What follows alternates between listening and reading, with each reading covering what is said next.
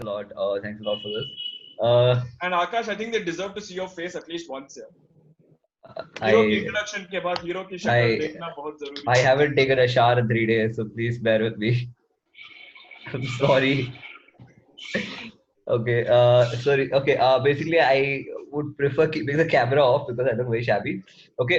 Jokes apart. Please ध्यान करो भाई. End of the meeting. We Okay. all know Stay. you're not single. Okay. Fine. But okay. Okay. End of the meeting. Okay. I don't want to cause a distraction here. Okay. Thanks a lot, Naman. Thanks for your great words. I mean, most of my learning. Delegates, can you mute yourself? I hear some Hindi song playing in the back. Thank you. Yeah. So most of my learning has been through Naman. Okay, Naman and I have known each other for the last 4 years, and we have done a lot of immunes together. We have stopped counting right now. But coming back, thanks for the invite again, Naman and the team of TIC. Okay, it was pretty great to have you on board. I know you guys invited me for some other performance, some other role, but I'm a little too occupied at the moment, so I wouldn't be able to deliver that and give my 100% to that. So, which is why I kind of refused it at the moment. Coming to the workshop, okay. Without much further ado, what we'll do is that okay, a quick exercise here. So, how many of you guys have been to an MUN before? Raise your hand.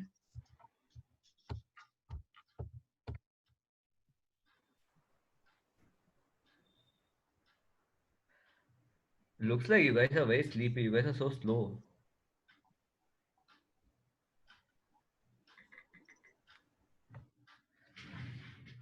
Okay. That's a pretty good number. So you guys must be knowing a basic outlook or overview of how an MUN works, I believe. Okay. So I wouldn't go into much of your basics. Like, yeah, you will be allotted a country, you'll be allotted a committee, you will be allotted, you'll have to stick to your country stance and things of that sort. Those are some things that will be dealt with you at a later point. Okay. Coming to what we will be doing today is how MUNs will actually influence you. How will MUNs affect your life? Okay, so this is something we have all come across as delegates, as executive board members, as organizers, as in whatever capacity we have played in an MUN. We have all come across this position where you get to learn something or the other at every given point of time.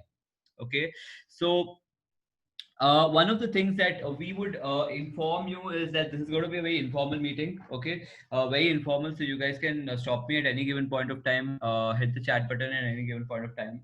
You can just connect. Okay, point number one, MUN basically, most of you guys know it stands for a model UN conference. Okay, uh, you are just facilitating a committee here. You're facilitating a smaller version of what happens at a UN, United Nations. Okay, so this is for all the first timers over here. Any doubts, any queries? You guys are raising your hands. Yeah. So this is for all the first timers over here that we know mostly, like you guys might not be knowing what a UN is. So UN basically is a organization where you facilitate disputes between nations or issues that are dealt with in a more nationalist manner. Okay, where multiple countries are involved. Okay, any issues that needs a light on, right? So those issues are something that are dealt with UN. Okay, so very simple. Model UN is a smaller version of that. There's a committee, there is a country allotment. Okay, then there is a particular agenda that is set for the country. Okay, and you discuss over that. So point number one is basically that here you guys are not delegates. Okay, you guys are diplomats. Okay, so you guys will be representing a country. Being a delegate and being a diplomat are two different things. Being a delegate is just you're just coming, chilling, and going back. But being a diplomat is when you put your view forward, when you represent a country, when you put a view forward, and you try to make an impact of try to influence the other countries. That's when you become a diplomat. Okay, so in UN, primarily you will be having a general speakers list where you will be dealing with all your general speaking and general speeches that you will be giving pertaining to the agenda. Okay, Moving ahead, you will be having your moderated caucuses and unmoderated caucuses, which again fall under informal debate. So again, informal debates are basically where you discuss and deliberate with other committee members, okay, other members, other diplomats who are present in your committee, and you will be discussing the agenda, and you'll be discussing the various issues pertaining to the agenda. Okay, so this is a basic committee overview. Okay, now you have basically three types of committees. One is your novice or the easy committees. Okay, in a very simple language, these are the easy committees. All you get to do is go sit there. You get to facilitate the committee. You get to view, you get to understand the views of other delegates. You get to understand the stance of other delegates on the agenda that has been provided to you. Okay, so this is a very simple committee. You it depends again from committee to committee as to the number of members you have and number of delegates you'll be representing and things like that. Okay, then you have your crisis committee, which again is mostly your continuous crisis committees, wherein you'll be getting your crisis. You'll be getting crisis in a form of chits or anything of that sort, where you'll basically again you'll have to facilitate in a very impromptu manner. Okay, this is not planned. Okay, this committee is something that's not really planned much ahead. You'll not even be given a background guide for that. You'll not be given any study material for that, so you have to be very impromptu in this committee. Coming to the third one, which is again your generalized assemblies and specialized bodies. Uh, these are mostly again committees that deal with other things such as your conflicts or inter disputes or interstate disputes or something of that sort. Okay, so here are a couple of three things here with the committees. Any doubts so far? Any clarifications you require? You can just stop me at any given point of time. Okay, moving forward. I think we had one question, Pingley. Do you want to address that now, or do you want to Yeah, later take it later? I think we can address that now. It will also facilitate Do for a months help in college applications? yes, of course. They do help in college applications. This is from a personal experience again. See, pertaining to how they help is basically that you can add it. One second. Yeah, sorry. So yes, they do of course help in college applications. They play a very small role in your college applications, but again, in an overall perspective, when you're entering your undergraduation or your post graduation or whichever field you are in, so it definitely does play a pretty good role in terms of your extracurricular and in terms of your personality development. And coming to again your other factors do definitely play a major role, but again MUs do play a major role in your personality development. Okay, yeah, any other doubts, any queries? Akash sir, there's one more question in the chat box. Okay, let me see. Yeah, what are the advantages of doing an MUN, and how do MUNs help in career? Okay, point number one. Okay, MUNs do have their own advantages and their disadvantages. I'm not going to deny the fact that they do not have any disadvantages. Only for the reason being, when you have anything in your viewpoint, there's always the pros and the cons. Okay, so coming to MUNs, pros are some of the things such as your personality improves. Okay, you obviously this is one of the main platforms where you actually tend to gain a lot of knowledge. Okay, from someone who comes from a law background, I'm sure Naman sir can actually connect with this. Our most of our learning doesn't come from books. Okay, unlike the place where you're from school, most of your learning doesn't come from books and from articles. Okay, your experience and your learning mainly comes in through your practical knowledge. Okay, and your practical knowledge is very much needed for any MUN you attend. Okay, so coming to that, I feel that MUNs do of course impact you in your practical knowledge again. Point number two is again you tend to research. Like I'm sure for all the experienced delegates out here in this platform, I'm sure that you guys must be having some amount of researching skills, right? So these are some of the things that you will have to work on. Research again helps you. Okay, Apart from that, your public speaking, I can share from my own experience that I had the stage fear. Okay. But at the moment, like I can speak in front of 46 other participants in this breakout room. Okay. But I think that not most of us have the courage, or not most of us have that ability to speak in front of another 100 people. Okay. Or another 10 people, even for that matter, which is kind of a negative on your personality. Tomorrow you go in to your college, or you go into your career, so whichever that is, you need to speak. Unless and until you speak, it doesn't really help. Okay. Again, cons, I think one of the major cons, this I have always faced, and I've always discussed this with most of my other friends through circuit. In fact, even Naman is aware of this, is that how MUNs are deteriorating, how the quality of MUNs are deteriorating. I think that so far from my experience with TIC and the organizing committee, I think there is some amount of professionalism that's maintained, which most of the MUNs lack. Okay, like coming to most of the MUNs in the college circuit, or in fact even for the school circuit, they lack the basic professionalism, which I think was in existence during the first few years. But right now, these are some of the things that MUNs are currently lacking. I think MUNs are not only for your social nights. Yes, you need to socialize. Yes, you need to meet other new people. But I think in terms of MUNs right now, at the current juncture, I think I can just conclude that MUNs are a proper social gathering, apart from the learning experience.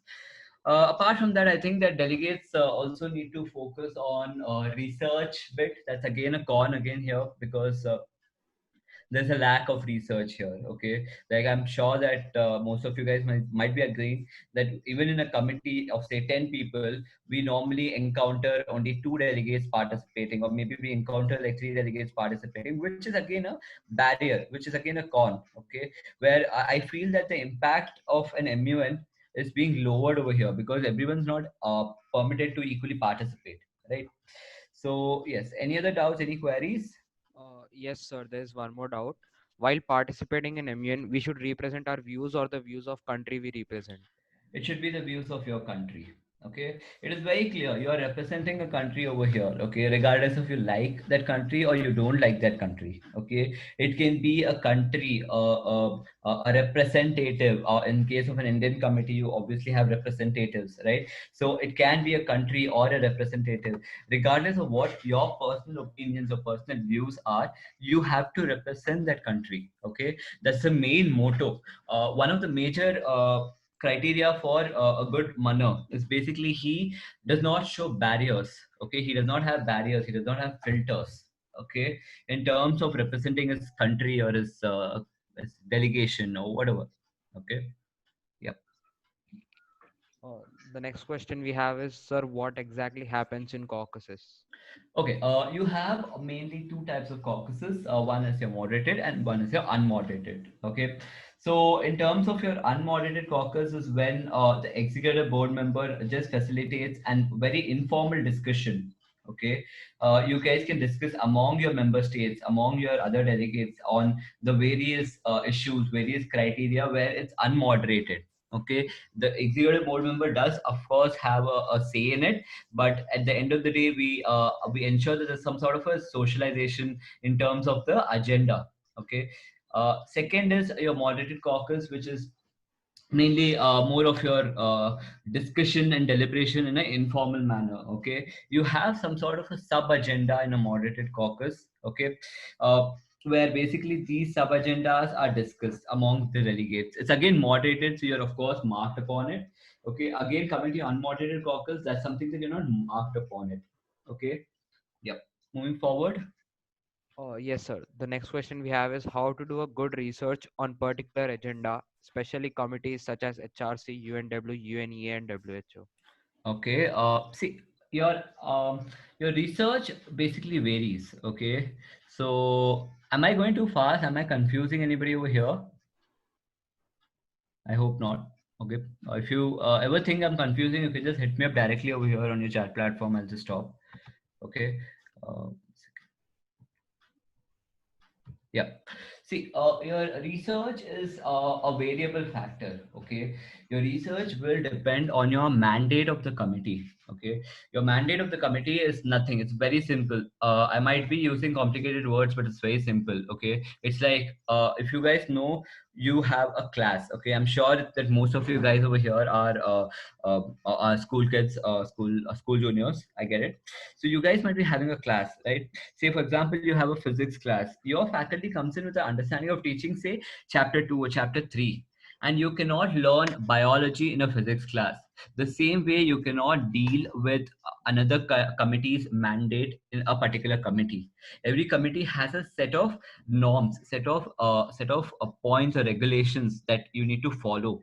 Okay, one of the main factors of, say, a human rights committee is basically your human rights.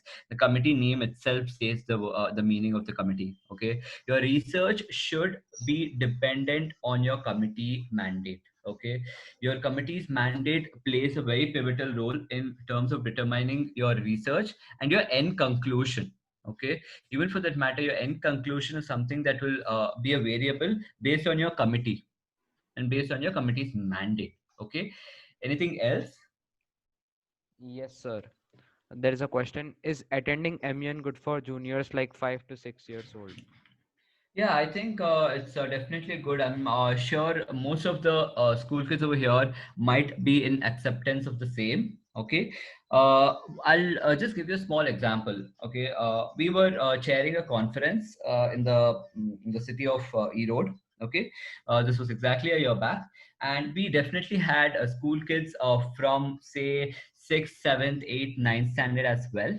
Okay, and these kids are some people I would really look forward to again meeting, because though I understand that their quality of debate or their quality of research wasn't the same as what you and I can possibly do on a platform, but I feel that there was at least an attempt given to it. Okay, there was at least a attempt where they have given their best shot. Okay, and end of the day, I think these are all your age group is something that doesn't really matter in an MUN, because even though we have seen juniors from schools coming in and delegating, but they have definitely played a very major role in impacting the committee. Okay, so as a overall, it does definitely help you in your future. You tend to be a more open, or you tend to have a more dynamic personality the minute you start delegating in a committee or delegating in an MUN, say from the age of, say, 10 or 11 or 12. Okay, but of course I think this is a piece of advice that I normally give to most of the school kids, that don't make it your addiction. Okay, don't make MUNs your addiction. They're just an extracurricular. There's always a long way to go for you to make it your addiction, make it your hobby. And I think not until at least your 12th grade you make it your addiction. Okay, yes, it is an extracurricular activity, and maybe we can just draw a line over there. Moving forward. Yes, sir. Can we somehow modify our foreign policy according to the given situation?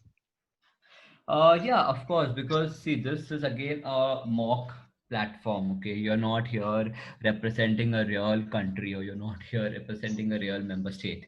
Okay, you're just here as a mock delegate. Okay, the agenda discussed has already been mostly previously discussed in the real United Nations. Okay, so since this is more of a real, so we tend to adjust with foreign policy being modified, but at the same time it shouldn't be like it shouldn't be like India and Pakistan are best of friends. Okay, that's practically not possible. Okay, so it shouldn't be in such a way that the entire foreign policy is changed, where India is like in a good relations with Pakistan, India has been good relations with China and things of that sort. At the same time, you need to draw barriers. You can change or modify your foreign policy, but at the same time, you need to draw barriers. All right, sir. Thank you. The next question we have is, what about committees like United Nations Security Council whose agenda is classified? How to research for it? See, your Security Council and other committees where your agenda is classified, it would be recommended if you keep your research minimal. Okay, if you can just keep your research minimal, because most of your discussion happens in the committee. Okay, most of your discussion is facilitated in the committee, and that is something you and I cannot predict.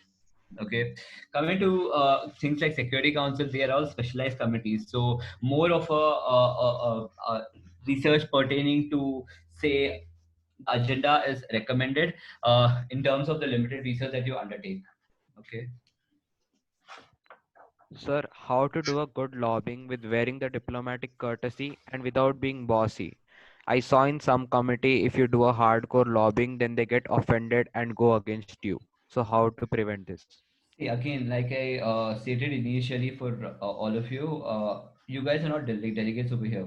Okay, a delegate can go to any conference, any workshop, any webinar, anything for that matter. Okay, you are a delegate. Here, you guys are diplomats. Okay, diplomats represents how you come across as a person. Okay, you're not here sitting with your mom or dad and chilling. You're here trying to deliberate a discussion in terms of some agenda that's been provided to you. Okay, so in such a case where you have an unmoderated caucus or where you are lobbying, okay, there's always some amount of professionalism that needs to be maintained. Okay, this professionalism, although it comes with experience, but these are some of the basic immune etiquettes that you need to maintain, such as be diplomatic, be very formal in your approach to the other delegates, though they might be your friends, though they might be your colleagues, or though they might be your people you know. Okay, so at this juncture, like, you need to be very diplomatic in terms of how you come across. Okay, because your country, your stance over here is what is going to be valued. Okay, say for example you are saying that you need some resources from another country and you're in dire need of those resources. You will be provided those resources only if you're on a diplomatic term with that member state or that country. Okay, we can take this example even in a practical world where you and your friend, you're in dire need of something, and your friend is in possession of that thing. You obviously come across very polite, very diplomatic, right? Saying, "Hey, I need this." The same way is something that we really look forward to all the delegates coming across. Okay, we look forward to these delegates coming across very polite and very in a very more formal manner. Okay, that's one of the main things. Again, most of the time you are let down in the committee, and that is a part of the committee. Okay, you cannot expect the boat to float without any barriers, right? So the same way your committee's flow will be disrupted, but at the same time you need to have a team building skills. You need to build your own team in the committee. Okay, it can either be as an entire committee or it can be as multiple teams. Okay. Sir, can we put forward policies that aren't yet put forth by our respective country, but we feel that it would help us? Definitely, definitely. When I say that you guys are here on a platform for discussion, it means that you're not limited to your policy as well. If you feel that your country is being benefited, you can put it forward. If you feel that the entire committee as a whole is being benefited, you can put it forward. That is one of the main reasons why UN was formed. In fact, okay, it was formed only for the purpose of you to make sure that there is a flow amongst all the member states and there's no disconnect among member states. Okay. Yes, sir. The next question we have by a delegate is, sir, what exactly is lobbying and how can we perform it? Okay, very simple. Okay, lobbying can happen before the committee, it can happen during the committee, and it can happen after the committee. Okay, after the committee, it's not productive, but before and during the committee is when your productivity rate is very high.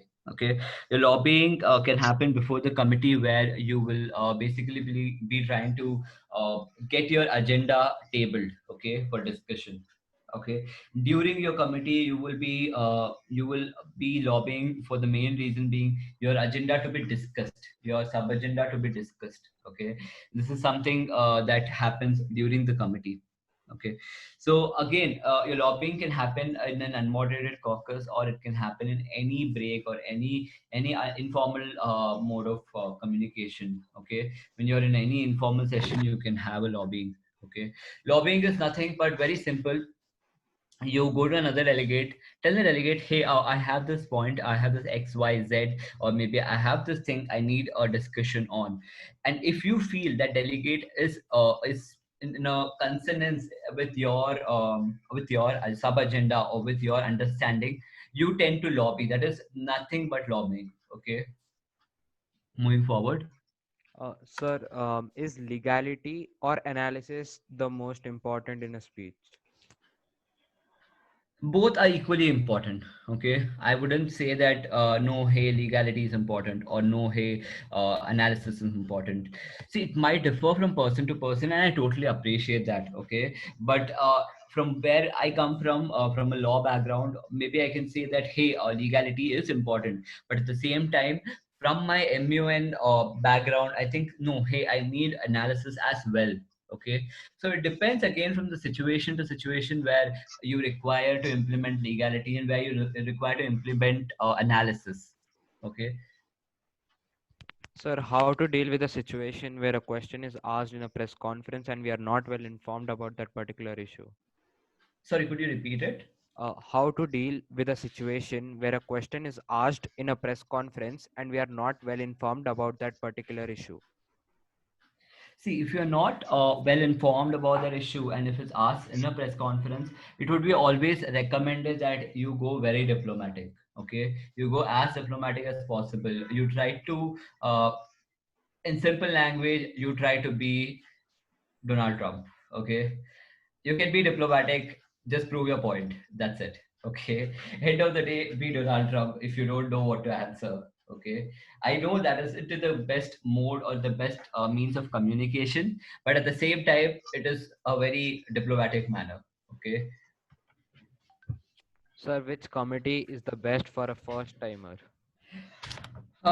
See, it again depends from person to person. Okay, first timers, I would, in my personal experience, I would recommend a very informal committee. Okay, just to get an understanding of if it's one of your first one or two MUNs that you're going to, I would really recommend you to go in for an Indian committee. Okay, like at least from my personal experience, an Indian committee is very informal. Okay, you don't have most of your rules and regulations, the rules of procedure that are followed, so which is of course a very good platform. Okay, again, once you get acquainted with that, and if you really want to go into any UN committees, what I would recommend is an HRC. Okay, because HRC again has a very limited discussion scope. Though the ROPs are all the same, there is a very limited scope for discussion, so which is again some committee which I would recommend. Any Naman, do you have any inputs on this? I keep talking to them on a daily basis. Today is completely Akash Pingle's show. No, okay, fine. Okay, yeah, go ahead. Shoot. All right, sir. The next question is by our Director General, ma'am. How can we as individuals help the deteriorating quality of MUNs? I think this is something I've always discussed with most of the reputed manners I have known in the circuit, say Naman and say a few others have really discussed this on the quality of MUNs being deteriorating. So I think that it is always your generation, that is the Gen Z, that has to make the impact. Okay, this is something that, see, we were all a part of the circuit. Now we're all deteriorating. Okay, we are all taking a break. So I think it's at this juncture that you guys take it forward, and you guys not mess it up like most of your senior generation has messed up. Okay, coming to MUNs, I would really recommend you guys to, if you guys are organizing or participating, make it a formal conference. Okay, end of the day, it doesn't matter if you guys have a social night or not, but at the same time, it does definitely matter when you have a fruitful discussion or a debate in the committee. Your learning experience is what matters end of the day. Okay, we are all here to learn, we're not here to party and chill. Okay, you are here to socialize, but that's totally different from what a party and chilling is.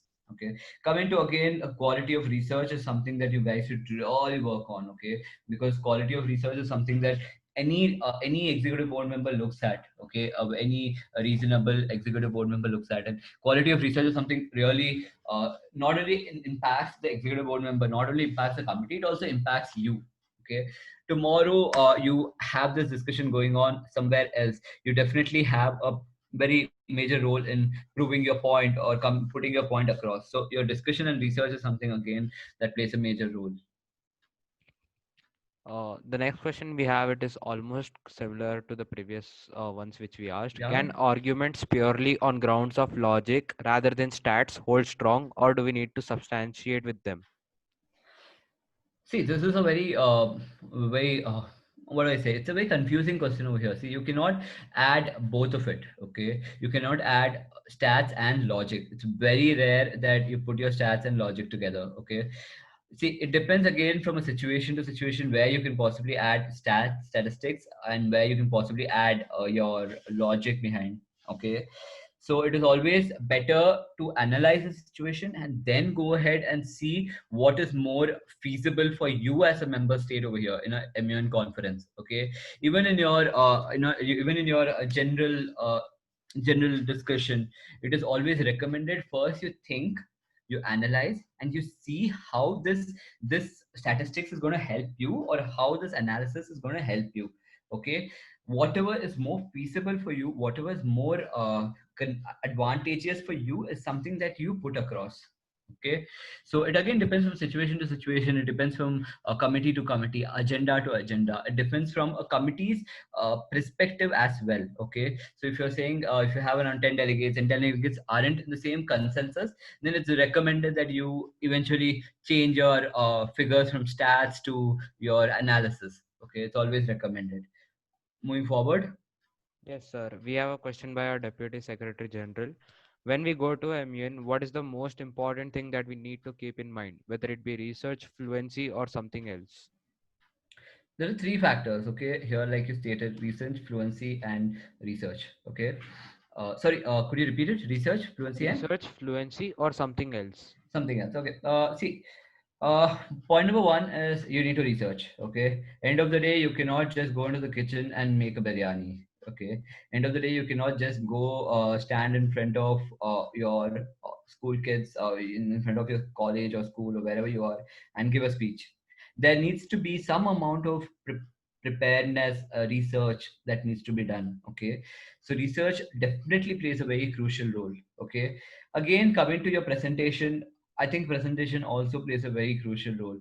From a background that I come from and from a background that Naman comes from, I'm sure we both can connect that presentation definitely plays a very major role in terms of influencing. Okay, you cannot get dressed for a conference in some costume that you feel is right. Okay, presentation is of course very. It's not only in terms of your dressing sense; it's also in terms of your the way you come across with other delegates, the way you present yourself as a person in the committee. Okay, yeah. Yes. We have, what is the basic difference between UNA USA rules of procedure and UNA 4? I have seen many executive boards bend the ROPs. Is that a good thing?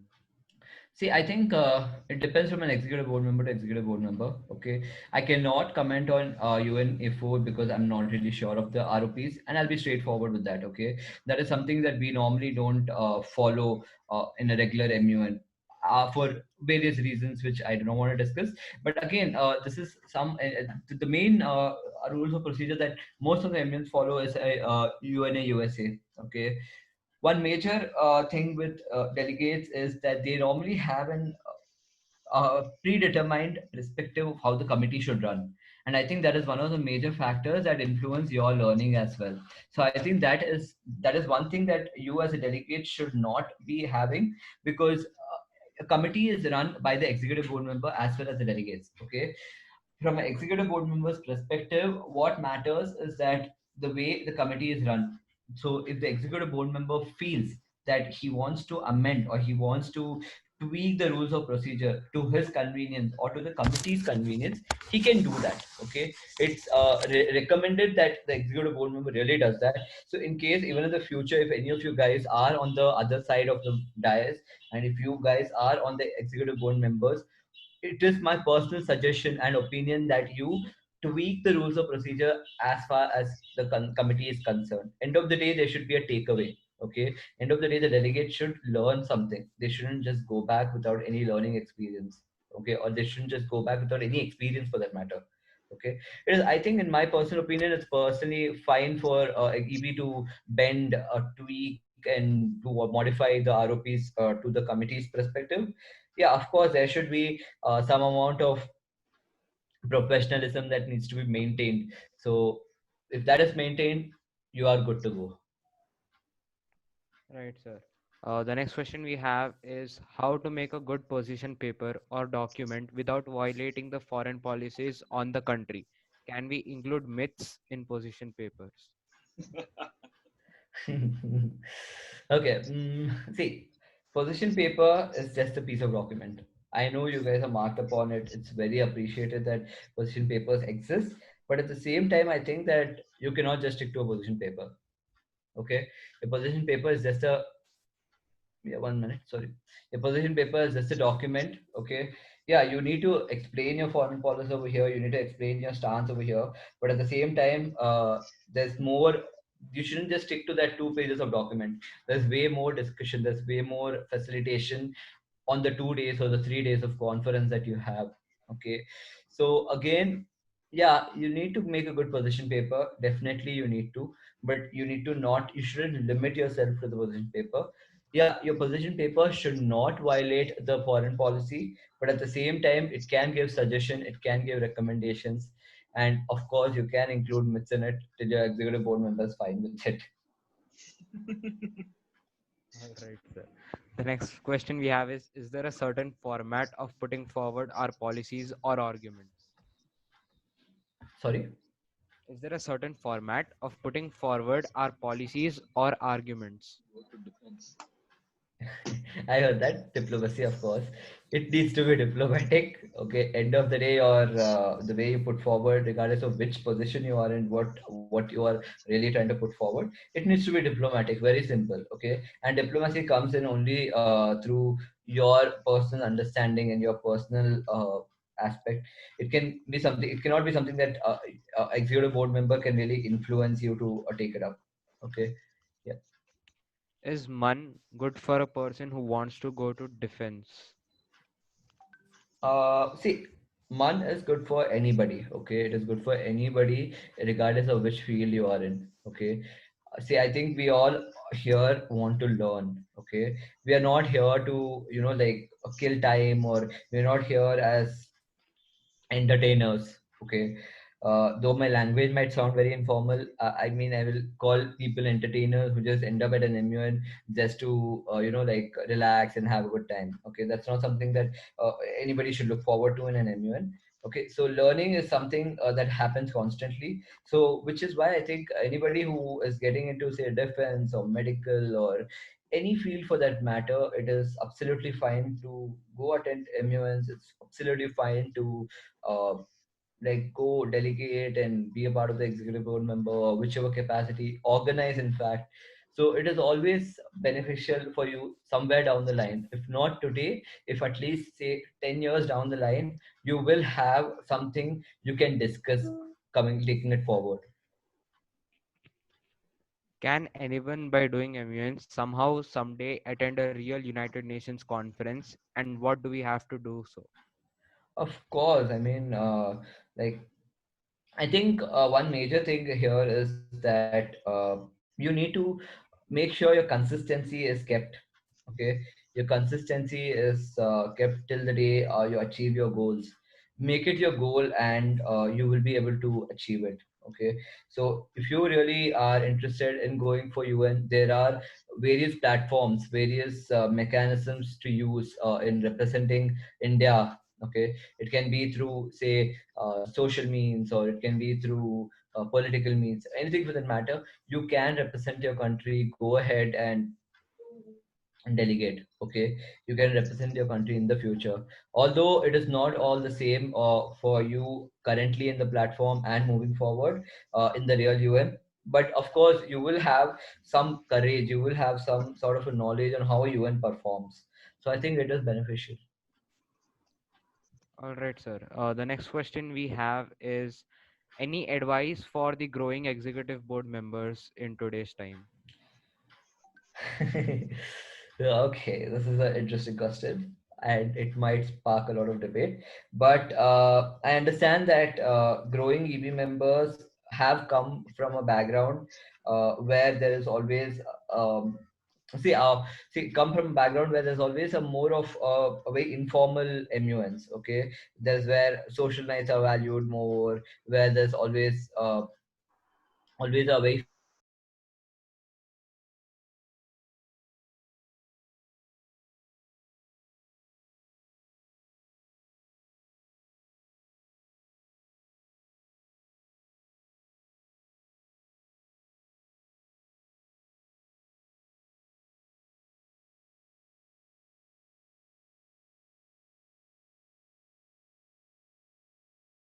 always a very physical immune tomorrow.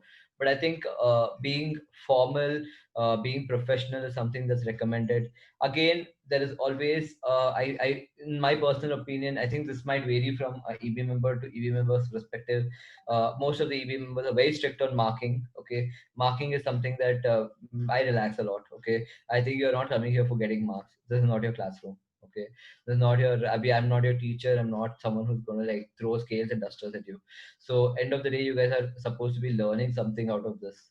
Okay, so if you're learning something, that's all matters. Marks do not matter. Okay, again coming to EB, I think EB's push to the committee is very important. Okay, because we all as EB members have a certain experience to be chosen as EB members, and without that experience, I don't think any of us would be entitled or eligible to be on the executive board. Okay, I've always told this to my colleagues on the board as well that hey, we need to push the delegates, okay? Because unless and until you push the delegates, you won't create an impact in the future generations going forward. Okay, this is always something that I've always told people, regardless of which conference it is, that you need to ensure that all the delegates speak in the committee. Okay, it cannot be just one or two delegates speaking and the rest of the other delegates just patiently sitting there and observing. You're not here to observe. You're here to discuss and you're here to deliberate. Okay, moving forward. How do I make threads for research? Threads. Yeah, that's the word you. I'm sorry, the person who raised this question. Could you just answer? Could you just Yeah, drop he it? sent one more line. It says, how do I make substantive threads for research? Okay, see again, substantive threads for research.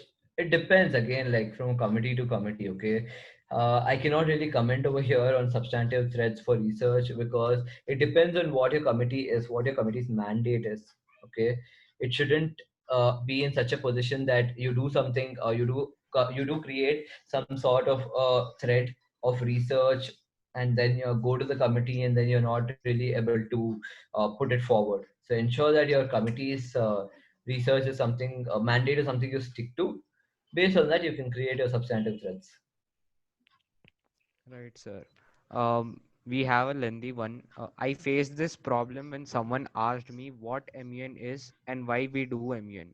I can't explain the whole scenario, so in just a line or sentence, how can I explain the person what MUN is and why we should do MUN and what are the future aspects if we do MUN? Okay. One point number one is if you know the person is capable of being influenced by your statement of what is an MUN and why you do an MUN, I think it makes sense to respond to that. If it does not, you can just tell the person to mind his business. Okay. I know this might sound very informal, but at the same time, it doesn't make sense to explain to a person what is an MUN, why an MUN, unless and until you're going to make an impact on that person. Okay, coming to why an MUN, I think like most of the curricular activities or extracurricular activities that have come into play, right? Like regardless of which class you are in, you obviously have a sports class. Okay, you have a physical training class or PT class, At the same way, I think MUNs do play a major role in your extracurricular in terms of your personality building. And that is exactly why I would recommend anybody to do an MUN. I hope that answers why an MUN. And what is an MUN? It's very simple. It's a model United Nations conference. Okay. You are here to deliberate, you are here to delegate. Okay. You're here to debate on some topic. Okay. In a very simple language, you can just tell the person that, hey, this is a debate platform. That's it. Right, sir. The next question we have is how many years should a person attend MUNs to attend a real United Nations?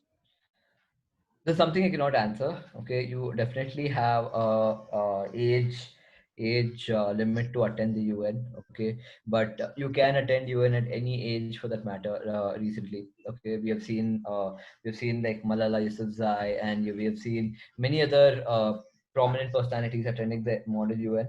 Okay, I mean UN. Okay, so at the same time, I think that you just need to have a good, decent experience. Apart from that, I cannot comment on this because I am not really aware of it.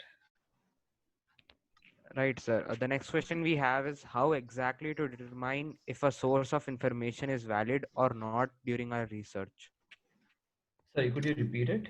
How exactly to determine if a source of information is valid or not during our research? See, your source of information is very limited. Okay, I would really say it unlimited, like most of my other colleagues say, but I think it is very limited because you cannot use every every head and tail available on the Google.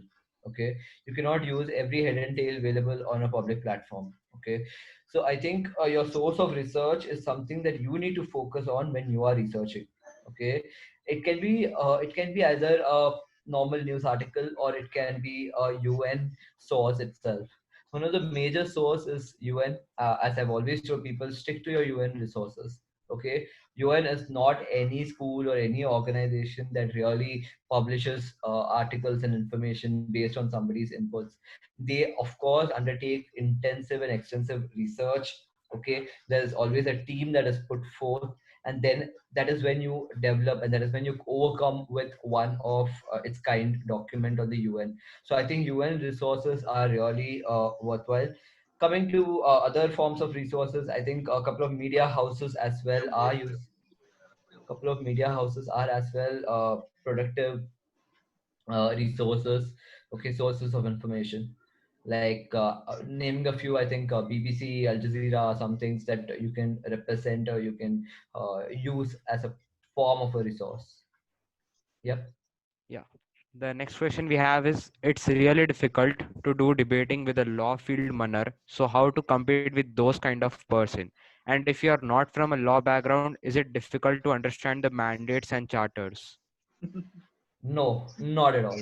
Okay. I know I understand, I totally understand, I totally connect with you when you say that yes, law field delegates do have a upper hand. But I think I personally come across delegates who have not even graduated 12th who are equally competent in terms of delegating. Okay, so I'm sure like most of you who have been to an MUN would connect to it when you see a couple of school delegates or a couple of engineering delegates really doing well in terms of their research and discussion and deliberation rather than any law school delegate. Okay, that's one of the misconceptions most of the delegates have, that I think you shouldn't have. I mean, you should not have a misconception in terms of, oh my god, that person is better. Okay, that never happens. You can be the best. Okay, so again, coming to charters and conventions, bro or girl, you guys are just going through a document.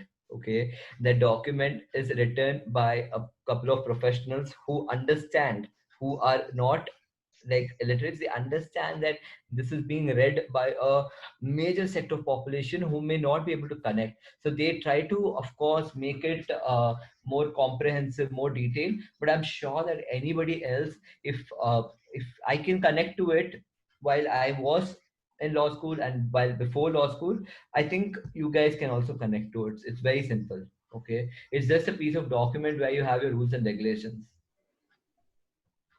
There's a follow up to that question, sir, Hmm. by the same delegate. but they always know the articles and clauses on their tip of the fingers. Then how to combat those? Some of them even bullshit. Okay, some of them bullshit. I'll be very honest. Some of them even bullshit. It's okay. It's okay to bullshit. I understand that. Okay, but at the same time, that you can either choose to by heart, or you can always carry a research binder with you. Okay, there's always a research binder that you can take along. Okay, so you don't have to be Mahatma Gandhi, or you don't have to be anybody else. You can just be yourself. Take a research binder, open the book, and read it. Okay, or you can choose the other form where you can just bullshit a couple of articles and section numbers or whatever. Right, sir. How do we go about analyzing treaties and international agreements? Very good question. See, your international agreements and treaties are way too many in number. Okay, when I tell way too many, it flows into thousands and lakhs. Okay, so when I say international treaties and there's always conventions that are attached, you need to see which one is applicable to you. You need to see and analyze which one is really applicable to your situation or your agenda. You don't have to do every research or everything for that matter. You don't have to go through every other convention or a treaty or whatever. Okay, but you just have to ensure that you do your research pertaining to the agenda. Okay, which includes your treaties, conventions, etc. and etc. Right, sir. For a first time manner, could you tell the structure of the committee meeting for the course of 2 days? See, it again is something that normally varies from executive board member to executive board member. If you ask my personal opinion, we normally start off with the voting on the agenda. Okay, tabling the agenda. Then you go ahead with voting on the agenda if there are multiple agendas. Then you start off with GSL. Okay, that is called the general speakers list. Okay, for at least the first half of the day, you go in through your GSLs, or you just make sure that every delegate is speaking, okay, has an understanding of the topic, has an understanding of the agenda. Okay, coming to that, a GSL should not be exhausted, and that's when you go into a moderated or an unmoderated caucus. Okay, it again depends on how you facilitate the committee. Okay, as an EB member, what I would recommend is that maybe you guys should see how the committee's performance is, and based on that, you need to uh, go ahead and race for maybe a moderated caucus or an unmoderated caucus, whatever it is. I think in a 2 day conference, what I would really recommend is that we limit our unmoderated caucus and focus on the moderated caucus and the GSLs. Okay. And by the end of day two, you need to have some sort of a concrete understanding on your establishment, okay, in the committee. That is one of the major aspects that needs to be focused on a 2 day conference. So I'm sure that you might be wondering, how can you come up with say a resolution or a draft resolution working paper by the end of day two. But I think when you can just time the entire committee well, you can go ahead with the 2 day conference being very productive with a position paper in the beginning, and with of course a draft resolution at the end. Right, sir. We have, sir, could you please let us know a decent structure for a speech? This is something we normally follow in law school as well. I know this is like a sort of a hack. Okay, so what we would normally recommend for a decent structure of a speech, for any general speaker's list speech, is basically follow the four rules. That is, it is called IRAC. Okay, the first one stands for issues. Okay, second one stands for rules and regulations, which is your laws. Then third one stands for your analysis and application of these rules and regulations. Okay. And fourth one stands for your conclusions. Okay. So in this four process, what I normally suggest is add an F to the beginning.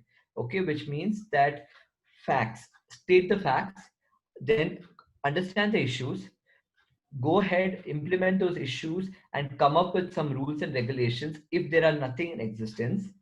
Apply those rules and regulations, and then come to a conclusion.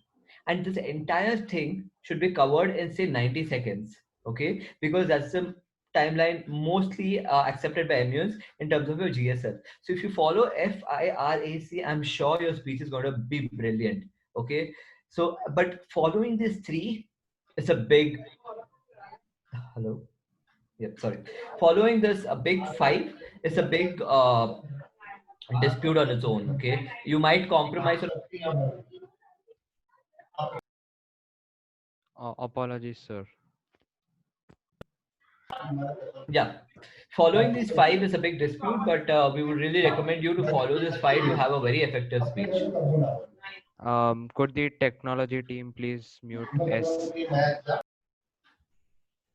Yes, thank you so much. Apologies, Akash, sir. You may go No ahead. problem. You know, I'm done.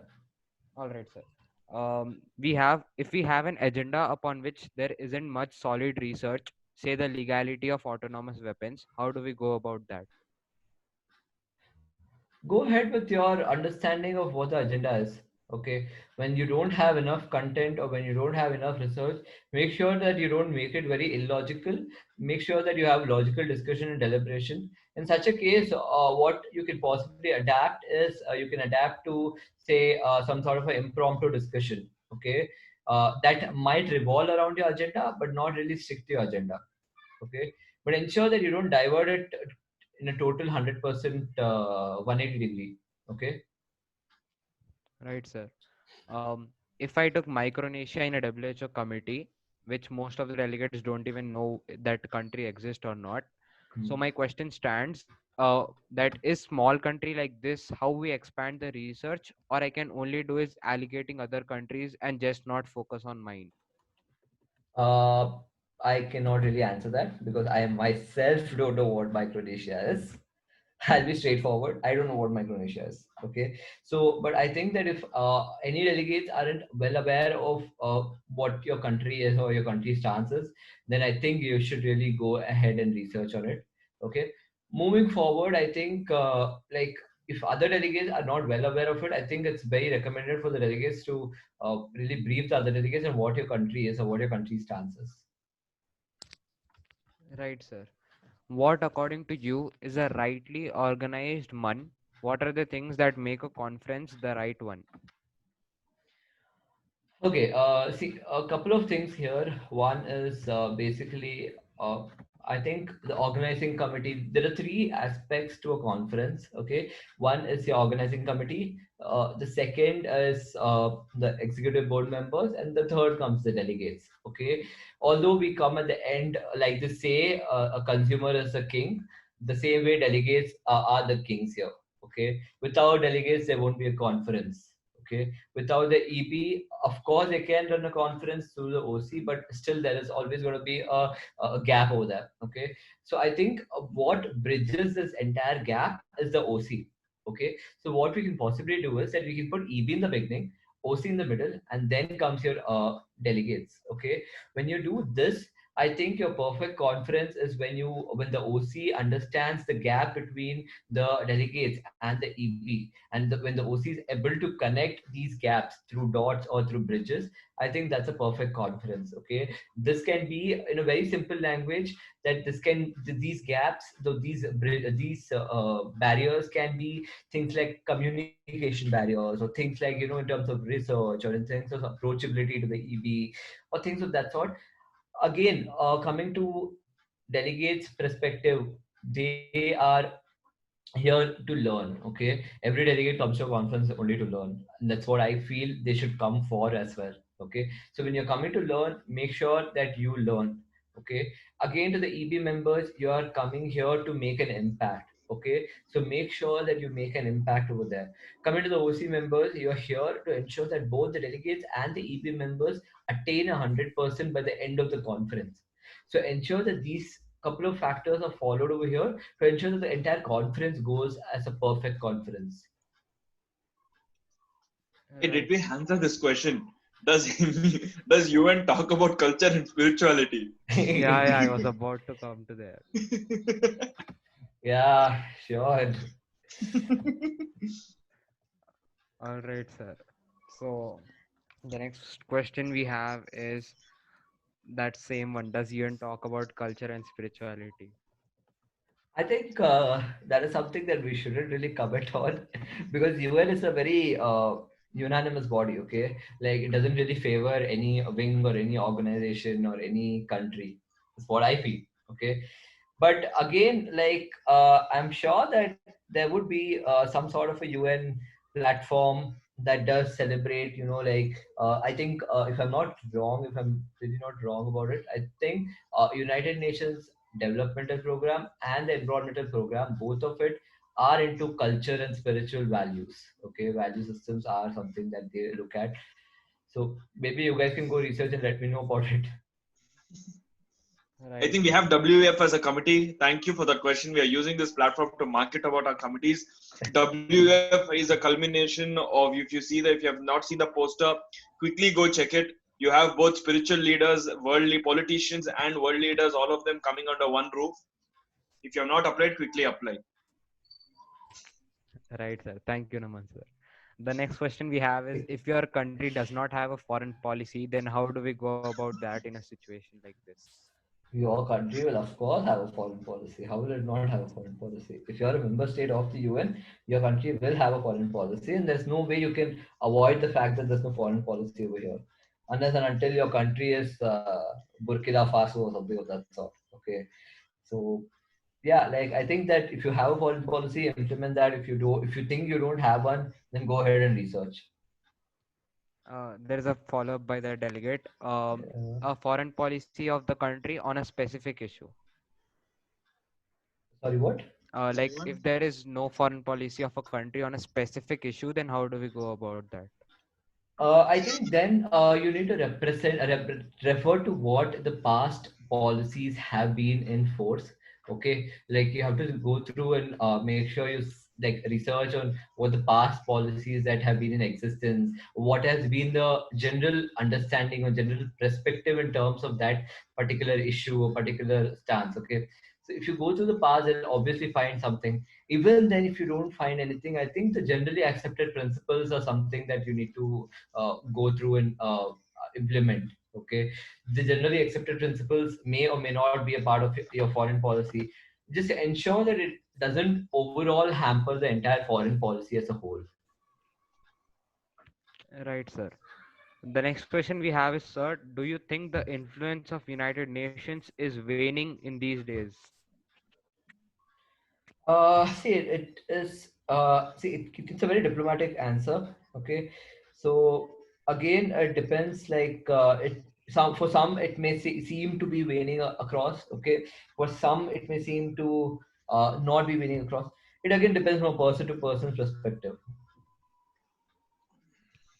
Right, sir. These are all the questions that we had. If any other delegate has any questions, they can send it via chat box.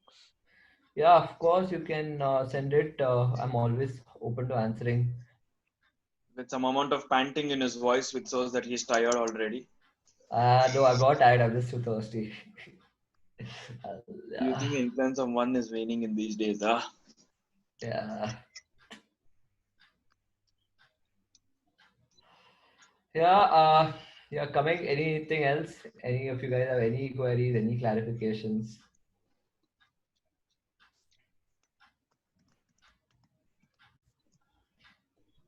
But in my personal experience, what I would recommend every one present over here is attend conferences, make the best out of it. Okay, like me and Naman have always been in this understanding that yeah, you need to attend as many conferences as possible, not for your experience and not for your certificate that you get, but it's only for your learning. Okay, I think learning plays a very crucial role for anybody in terms of attending conferences. I think you guys attend conferences, learn, and that's probably one of the major platforms currently in existence for learning. Okay, I don't really see most of the pre-existing platforms which existed, like say 7 years back, say 8 years back when I was back in school. Okay, so when stuff like that existed, like they are not in existence at the moment. And with current pandemic and all of you being home and things like that, I think attending a immune conference is very fruitful. Okay, like if you have the time, go ahead, attend. What was your best month experience? When was your first month? First month. Are when was our first? Are which year was that? Navat? Christ. 2015. 15. Oh yeah, I think 15, that no, was 16. January 2016. 15, January 20. 15, I think, bro. Yeah, Because 15. January 15, 2016. 16, okay. Yeah, that was the first experience of my MUN. I think I was in first, second year of law school. Okay. Because back when I was in school, we did not have MUN consensus, and we were not very. I come from Hyderabad, so we did not have. Session में अंदर से आपको co-host बना देते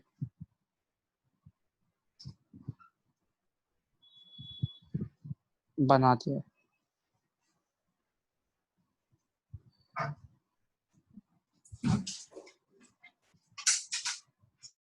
I think one of the best conferences was with me and Naman in Jaipur.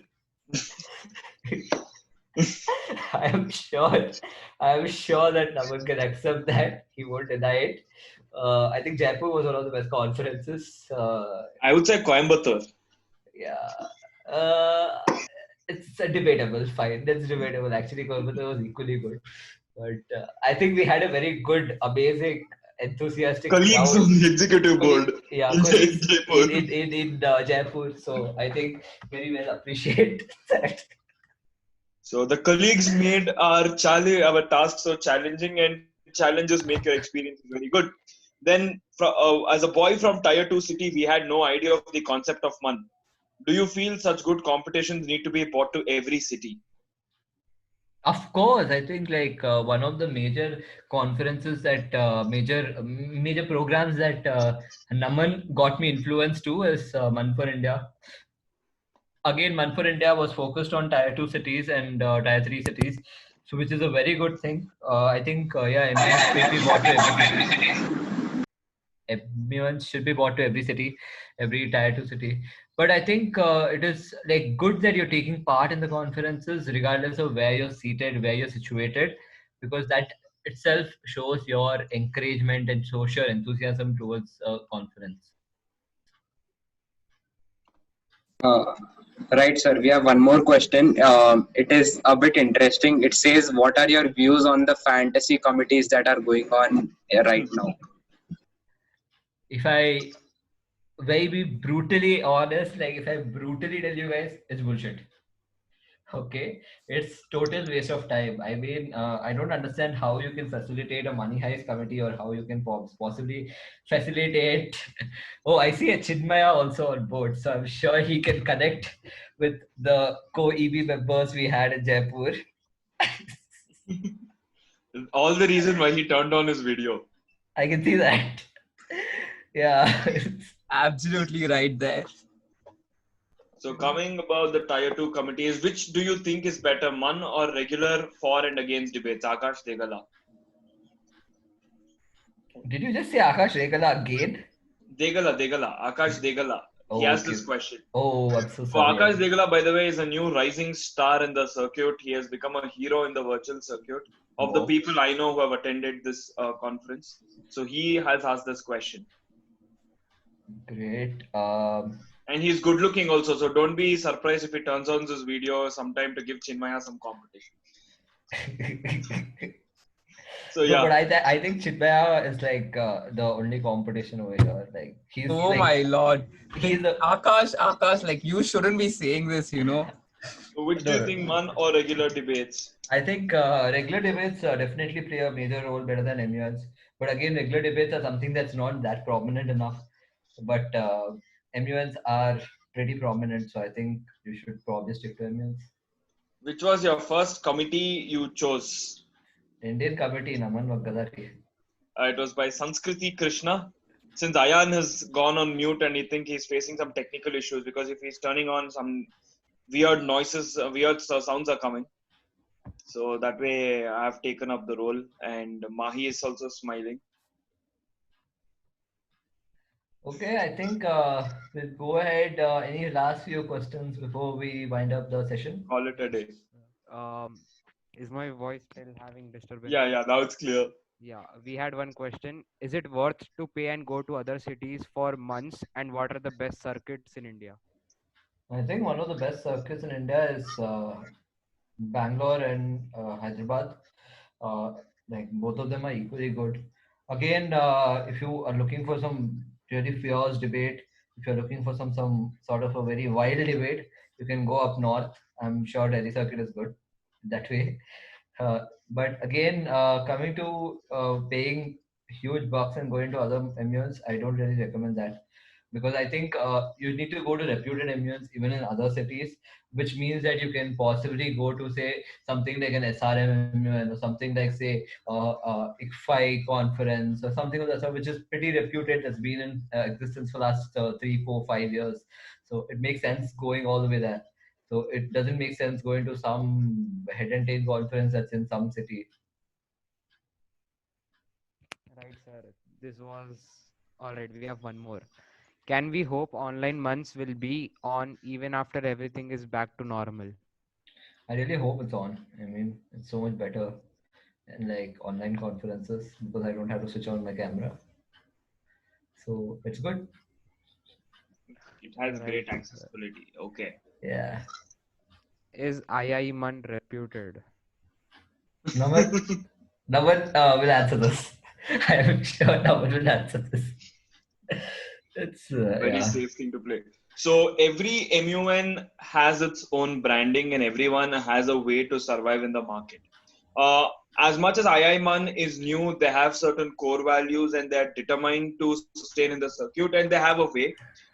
Previously, they have done certain conferences which has not been well received by the masses because, as I think one of the questions was, which is a better ROP, UNA, USA, or UN for MUN? That way, IIMAN has its own pattern. As far as the physical conferences were concerned, people had certain issues with the logistics and the way or the quality EVs, and there were a lot of administrative hiccups.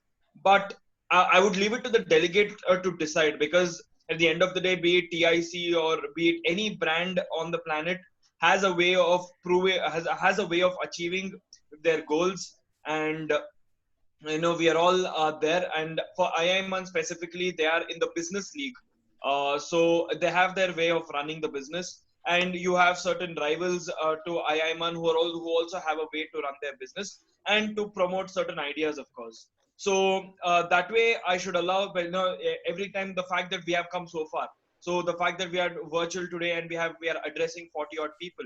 The journey started off as Sikandrabad Man 1.0, then it became 2.0, 3.0, 4.0, and the 4.0s, with a lot of people culminated together, we have the TIC.